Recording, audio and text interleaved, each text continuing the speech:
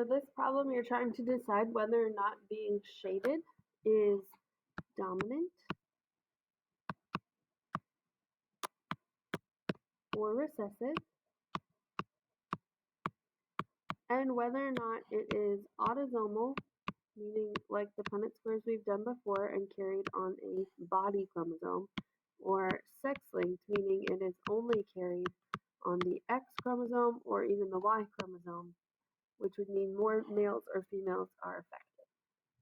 When I look at this Punnett square, this pedigree chart, I start by looking at the fact that there are almost equal amounts of males and females shaded. So the odds that this is sex-linked is pretty low. In fact, probably not possible. So now I'm going to do a couple of Punnett squares just to kind of test out my idea, and then go from there.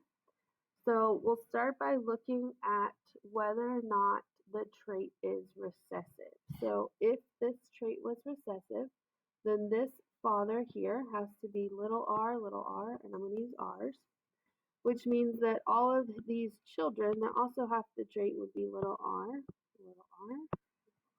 little r.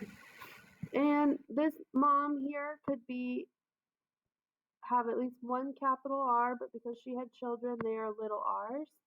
And that works out. That's possible because she could have given her capital R to this daughter and this son in order to keep them from showing the trait. And then I can check over here, and that same thing holds true where we have little r, capital R, little r, and that works. So now I just want to double check that it's not the other way around. So I'm just going to go ahead and erase all of that. So right now my thinking is because we have equal amounts male and females, that this is a autosomal trait. And so far it could be dominant, and now I'm going to check whether or not it could be, so far it can be recessive, which is what I just did, and now I'm just going to make sure that it is not dominant. So in this case, if it was dominant, everybody who's not shaded would have to have little r's.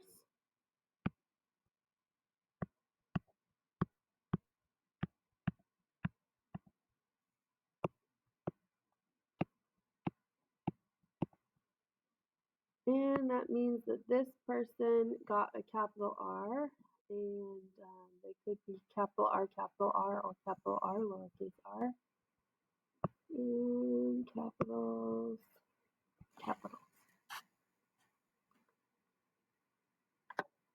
Okay, that also works. So in this case, this person here, this male, could have gotten a capital R from dad, and this female could have gotten capital R from dad, and same here. And if dad was heterozygous, all of these other offspring could be recessive. So this is also a possibility in that it could also be dominant. So if we come up like that, then we have to make some decisions. And in this case, because most of the people are unshaded, we assume that having the trait is the recessive, just because there's less of them on here. So the best answer is that this is autosomal recessive. And again, you can always do a Punnett square to figure it out.